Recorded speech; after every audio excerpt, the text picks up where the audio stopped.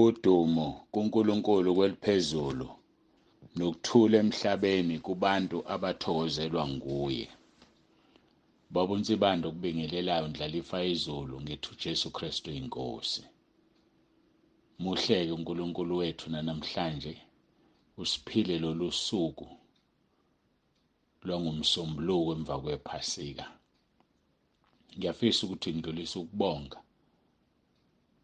egameni lomndeni wakwaNsibande, umama uNsibande nami nebandla lasentabeni yendlu kaJehova kuyabonelelwa elikhonzele Richards Bay. Sibonge kakhulu bangcwele, siyabonga ukuba nifike sizoba kanye nani ePhasikeni. Siyambonga ngendlela emangalisayo uNkulunkulu wethu.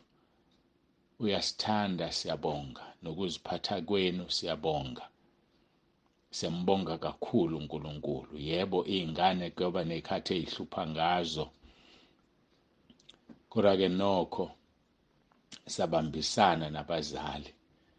Esibuka ukuthi kusukela la kuqhubeka umzali nomzali kufanele ahlale nengane yakhe manje, ngoba izingane zinamadimoni, izingane ziyahlupha. uSathane ufuna ukufaka idivision ngenxa yezingane. So-ke kusho ukuthi kufuneka sazi ukuthi ingane less than 16 years ihlala nomzali wayo enkonzweni. Uma iphuma iya etoilet abone uma isiphuza ukubuya ukuthi iphuza ukubuya ayilandele. Nokho-ke siyabonga, kodwa ngakho konke uNkulunkulu usigcinile wasibusisa ngobukhona benu. Kwangathi anganilondoloza, anibiyele, anibusise, umusa wakhe uhlale unilondoloze, kulondolozwe inhliziyo zenu, imphefumulo yenu izibuye inkosi uJesu. Siyabonga futhi kakhulu ngabo bonke abebela bahambe kahle kakhulu. Kukhona nokho ngenxa yohambo olude abazohamba namhlanje, abanye sebesukile. Siyambonga nje kakhulu uNkulunkulu ngani bangcwele ukuyinikela kwenu emsebenzini, i-team ebipheka ingalali ubusuku bonke. Siyambonga uNkulunkulu kakhulu kakhulu ngabo nangabo bonke nje abantu abenze usuku lwaba impumelelo. Siyabonga besine security esigadele konke okwenzakalayo, yimoto nebhasi, bekukhona nebhasi enye ibranch ibivele yathatha ibhasi lonke. Siyambonga uNkulunkulu ngendlela emangalisayo. Siyathemba nawe ngokuzayo uyoba khona. Ukukuphazamisile kodwa uyoba khona uma uNkulunkulu ethanda futhi esasigcinile. Sibonge kakhulu. Sishaywe-ke umxolisele ubaba uJali, sishaywe inetwork ukuthi singakwazi ukuba live ku-YouTube. Nokho-ke ziyangena inkonzo ku-YouTube later, kodwa nje sishaywe inetwork kakhulu. Nakho phela isimo esikusona eSouth Africa niyasazi. Kodwa kwangathi uNkulunkulu-ke anganisiza nonke. Siyabonga kakhulu kakhulu nalabo abanikelile isipheko kodwa bengezufika, bethi benzela ukuthi kungabe bikho inkinga. Siyabonga ngendlela emangalisayo. Nalabo abakhipha isipheko ngaphezu kwebesilindelekile, uNkulunkulu kwangathi anganibusisa. Siyathobeka kakhulu. Anibusise nje ngeZaga 10 verse 22. Siyathobeka abangcwele. Ngiqeda ukubala ukubongile umama uNsibande. Ngethemba ningizwile. Ngifisa ukuxolisa.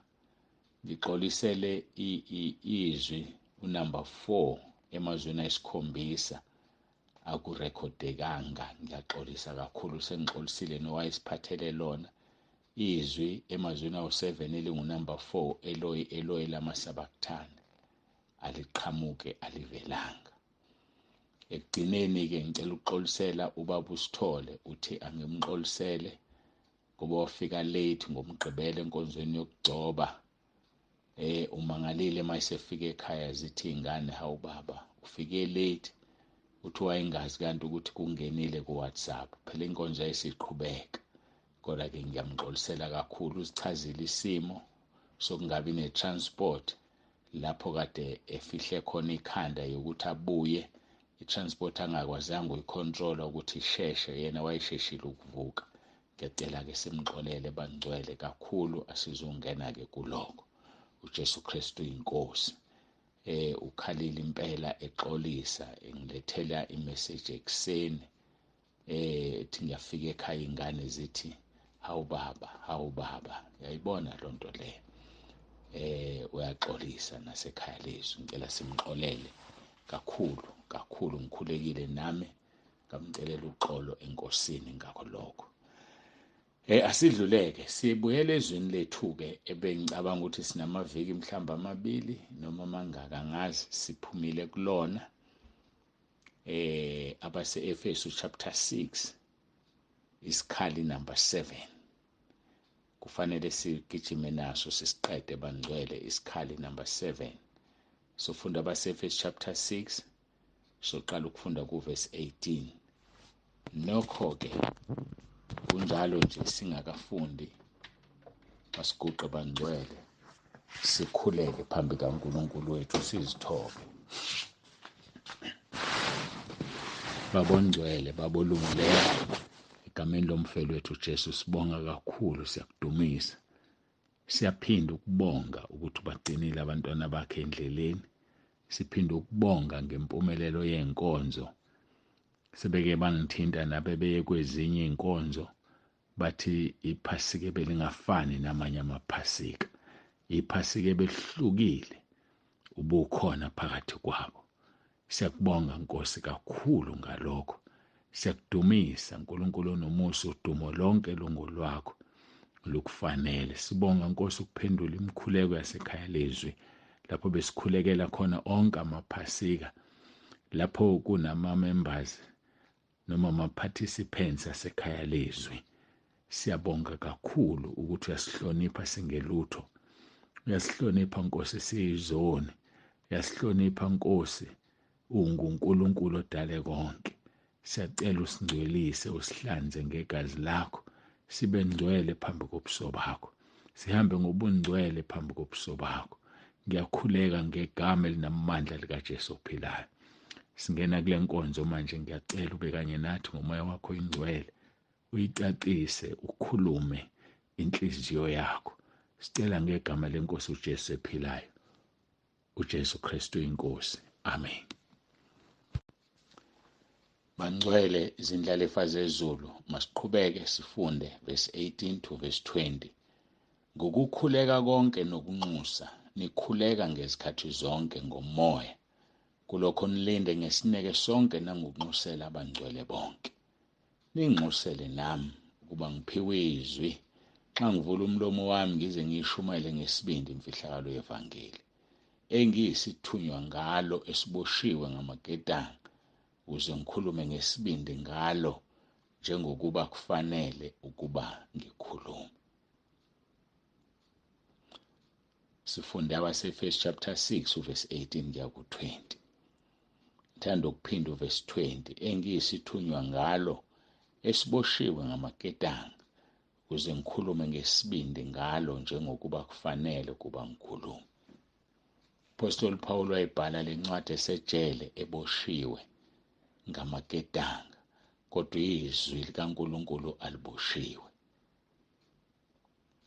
Namhlanje kuyenzeka umfundisi, umvangeli, umshumayeli, umprofeti, umpostoli, ibhishophi, archbishop lingaboshiwe, kodwa libopheke izwi, ngoba yena eboshiwe kungengamaketanga, kodwa eboshwe amandla athize, bese izwi lingawenzi umsebenzi.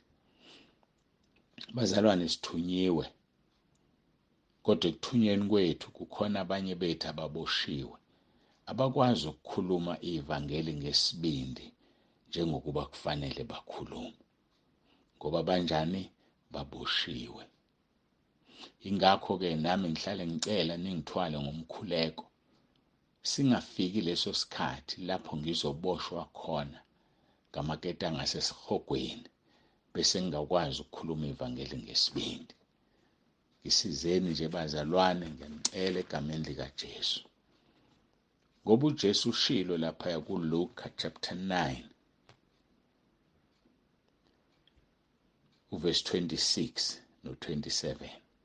Ngokuba yilona loyo onezinhloni ngami nangamazwi ami, ngaye lo indodana yomuntu yakuba nezinhloni lapho iza ngenkazimulo yayo nekayise nezingelosi ezingcwele. So uma umuntu enamahloni ngoJesu, kusuke kusho ukuthi uboshiwe ngamaketanga sesihogweni, ukuba angakwazi ukulishumayela ivangeli ngobufakazi, ngenkambo nangomlomo. Kumele bazalwane ivangeli silishumayele ngalezi zinto zontathu: ubufakazi, inkambo nangomlomo. Ngoba omunye ngenza ethi akanalo ithuba lokushumayela epulpiti ebandleni lakhe, kodwa ithuba lokufakaza unalo. Akusho ukuthi ufakaza endlini yenkonzo kuphela. Uyakwazi ukufakaza usetekisini, uyakwazi ukufakaza usebhasini, uyakwazi ukufakaza noma ikuphi la uhamba khona ngoJesu. Kanti inkambo-ke yona iqeda konke, akudingi uzovula umlomo. Indlela ogqoka ngayo, indlela ohamba ngayo, indlela okhuluma ngayo enokuthobeka, enosawoti wasezulwini, eyolisayo, indlela leyo eyamukelekile ekhaya ezulwini. Indlela leyo, inkambo leyo ohamba ngayo. So siyadinga kakhulu-ke bangcwele, siyadinga ukuthi siyishumayele ngesibindi imfihlakalo yevangeli. Athi uverse 29 noverse 31 ka-Efesu 4, makungaphumi emlonyeni wenu nalinye izwi elibolileyo, kodwa kube ngelilungela ukwakha njengokuswelekileyo, ukuze libavezele umusa bezwayo. So akulindelekile umntwana kaNkulunkulu akhulume ngathi uphoseke wena. Akulindelekile umntwana kaNkulunkulu aphahluke. Akufanele kuphume noma yiliphi izwi emlonyeni wakhe nalinye izwi elibolileyo, kodwa kube ngelilungela ukwakha njengokuswelekileyo. Elizwa lelo ukwakha njengokuswelekileyo. Ngamanye amagama ukhuluma into edingakalayo ngaleso sikhathi. Ngoba ungayikhuluma into enhle kodwa uyikhuluma endaweni wrong. Uyikhulume ngesikhathi engadingakali ngaso, ibisiyamlimaza omunye umzalwane noma iyinhle. Abanye beze bemangala, usibani ulinyazo ubani, engani ubani bekhuluma kahle mayithi cha, uyikhulume kahle lonto ngesikhathi esi-wrong, ngesikhathi esingafanele, esiyalimaza. Yikho kuthiwa ukuze libavezele umusa, ukhulume elokwakha njengokuswelekileyo. Ngoba makufanele ngibeke isitini, wena ungilethela itshe, angithi liyakha netshe, siyakha, kodwa uzofaka itshe endaweni yetini, uzoletha into wrong. Kufanele ngibeke udaka kuqala likasimende phezu kwesitini, uvele ulethe isitini singenalidaka, uletha into efanele kodwa ngesikhathi esi-wrong. So ngamanye amagama kunezinto esingazikhuluma ezinhle kodwa zingakhi, zilimaze ngoba kusona isikhathi sazo ngaleso sikhathi.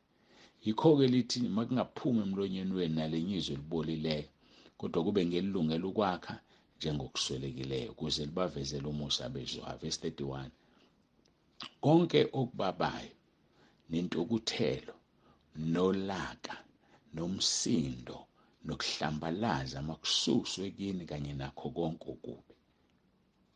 So alifuneki intukuthelo. Ngathukutheli, ngathi mawukhuluma usuthukuthele. Cha, ungabi nolaka, ungabi nomsindo. Ngiba worried uma kunomzalwane onomsindo, ukhuluma phakamisa izwi. Noma ngabe uliphakamisa lelizwi akathukuthele, but umzalwane ukhuluma ngentobeka, akaliphakamisa izwi. Ngoba uba umsindo uyisono uNkulunkulu. Ukuxokozela, nikhulume nibe baningi endlini kanye kanye, nibanga umsindo. Umoya ongcwele akayithandi leyo nto. Uyasuka aqhela, akazwani nomsindo. Ngoba noma ukhuluma ngezwi elisoft elimnandi, Wena umzalwane onomsindo udala inkinga enkulu empilweni yakho yokuthi ahambe umoya ongcwele.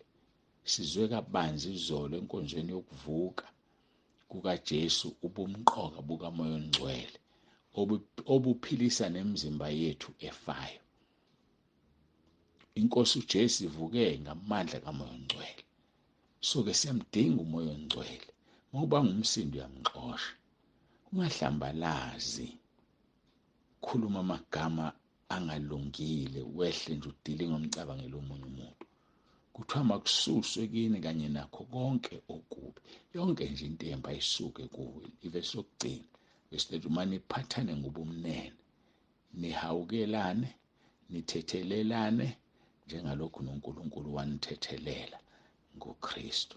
Mhlambe ngokuvuma kwenkosi sizoqedela la uvesi 32 kodwa bese siyaqhubeka. Inkosi uJesu ibe nawe. Ngiyacela siguqe sikhuleke egameni lenkosi. Baba wethu ongcwele, uNkulunkulu onomusa, siyabonga ngenkonzo. Ngiyacela ubusise wonke olalele manje. Umsize Nkosi alizwe alenze izwi lakho. Siyabonga ngakho konke. Jesu Kristu inkosi. Amen. Baba Nsibande ovalelisayo ekhaya lezwi, ngithi uJesu Kristu inkosi.